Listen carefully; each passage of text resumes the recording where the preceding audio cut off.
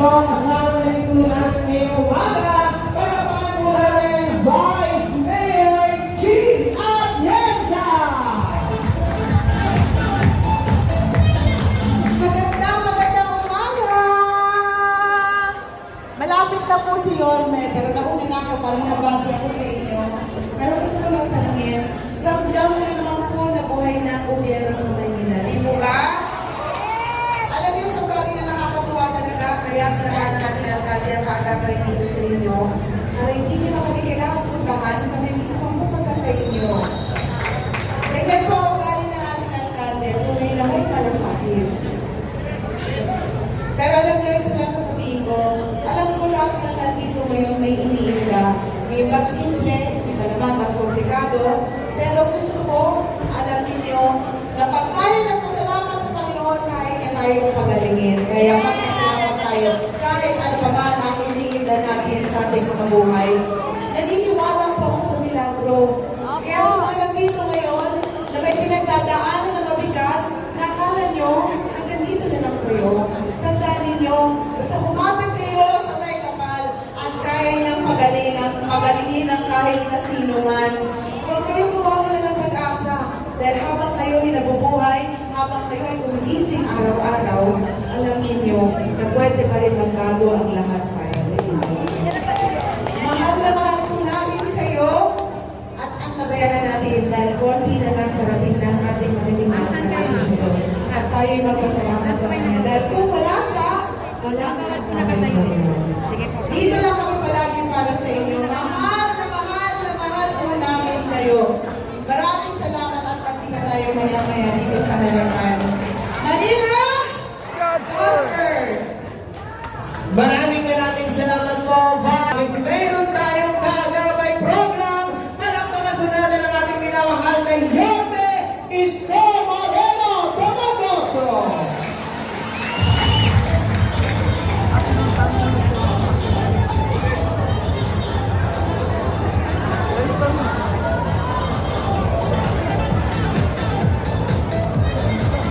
Yan, so muli po sa lahat po ng ating po panay at tatay, tayo po ay manatili na po nakaupo sa ating po mga upuan at hindi po mamaya ay gagawin po natin ang isang maayos, organisado at may sistema pamamahagi po ng ating tulong at muli po ang pag-iusap, iwasan lamang mula po natin ang magawa po ng picture. Kaya po makapasigulin nyo hanggang dulo na po yung ating pong pila po mas mabilis para sabihin natin, maabunan po ang mas mainit na klima maya-maya.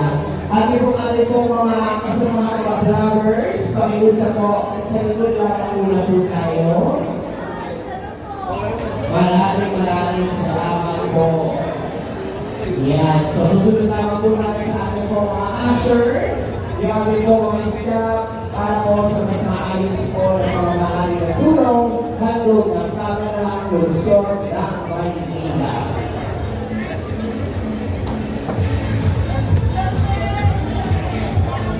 Muli po mga minamahal po namin taga-Distrito 4, palapakan po natin ang ama ng Luzon at Maynila, Yorme Isko Moreno Tomagoso.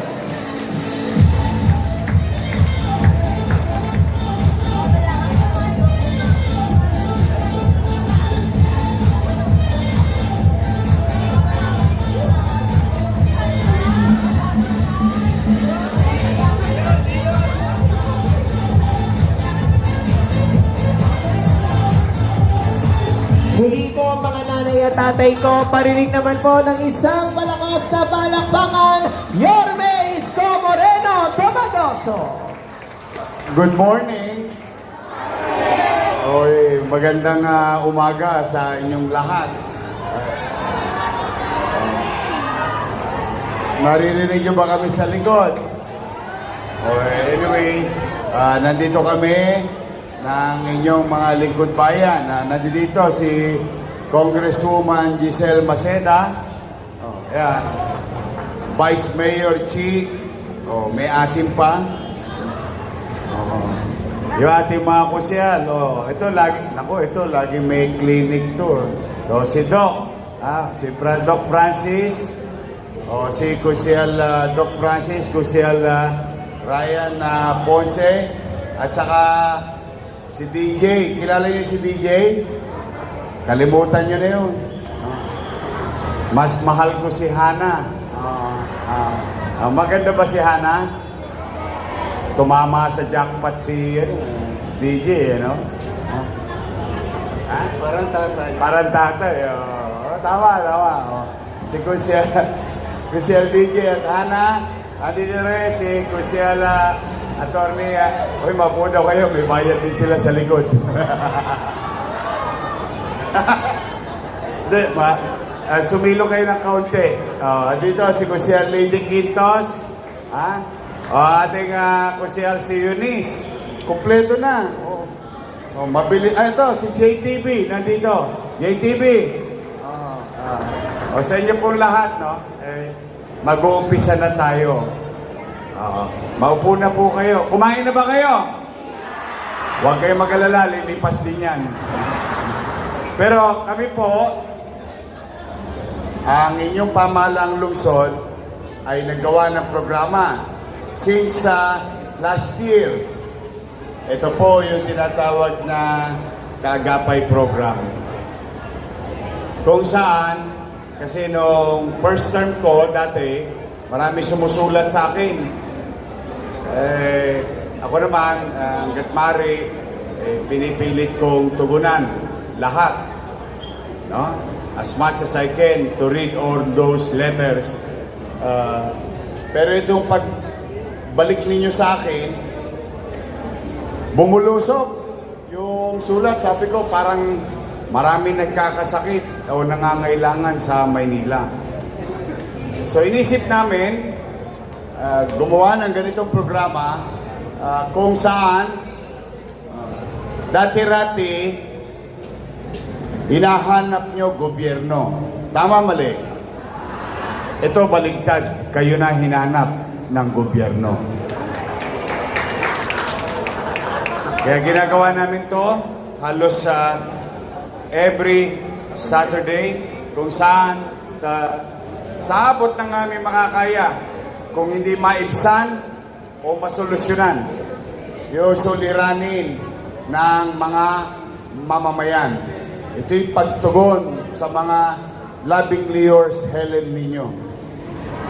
Ang daming sulat. Pag binabasa ko, namamagalang yung mata ko eh. But as much as we can, we really try to accommodate or akapin, pahabain ang aming kamay. Kaya po, sa inyo, mga nanay ko, taas ang kamay ng mga senior citizen, yung mga may asik pa. Natanggap nyo na ba yung allowance nyo? PWD, solo parent, lahat.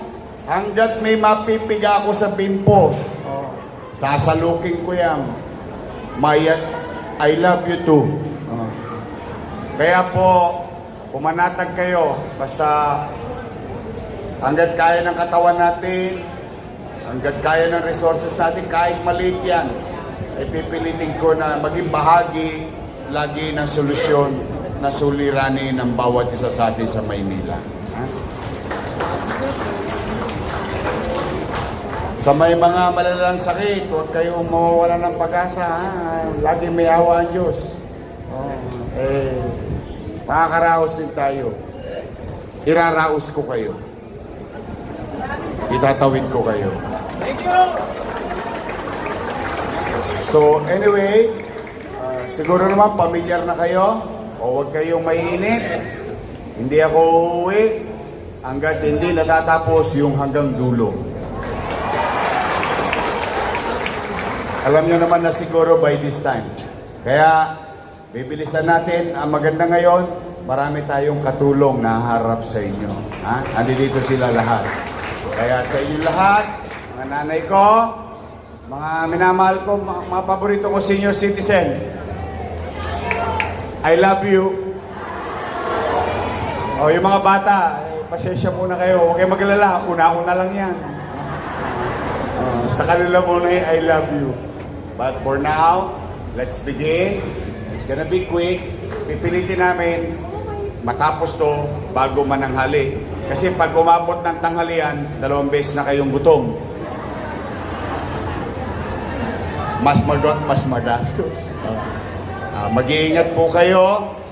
Pumanatag kayo, pipilitin ko po laging magbuti, maging mainam, at episyente na gumasta, gastusin ang pera ng taong bayan na maibalik through services sa kapakinabangan ng tao.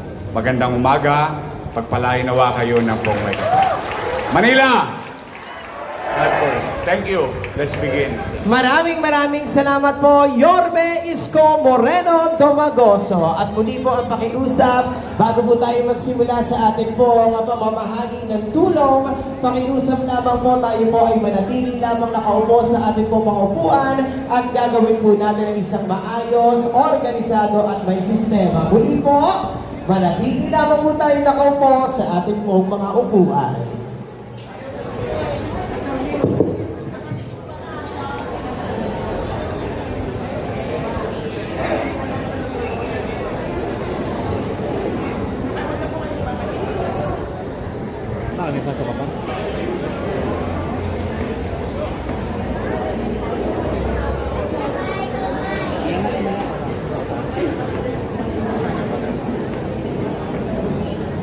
Kaya wag kang gumit na.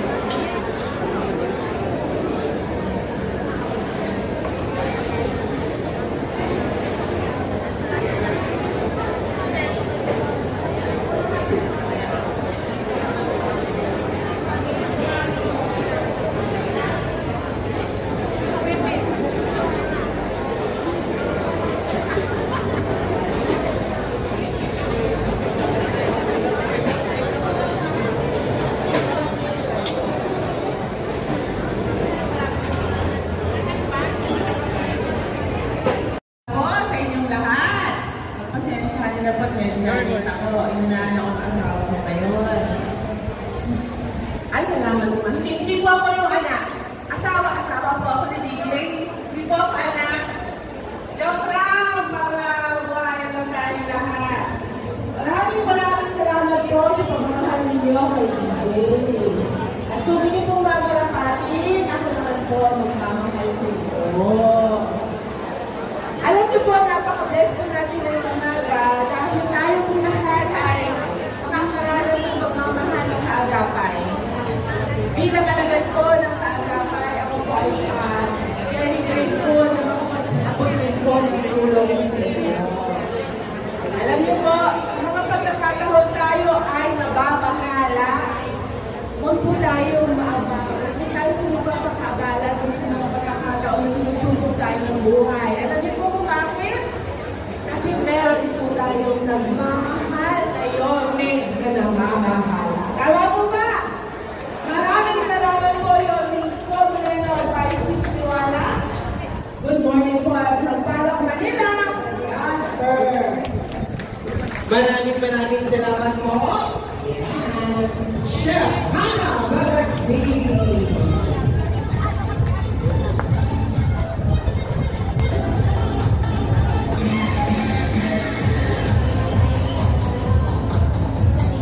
Maraming salamat po.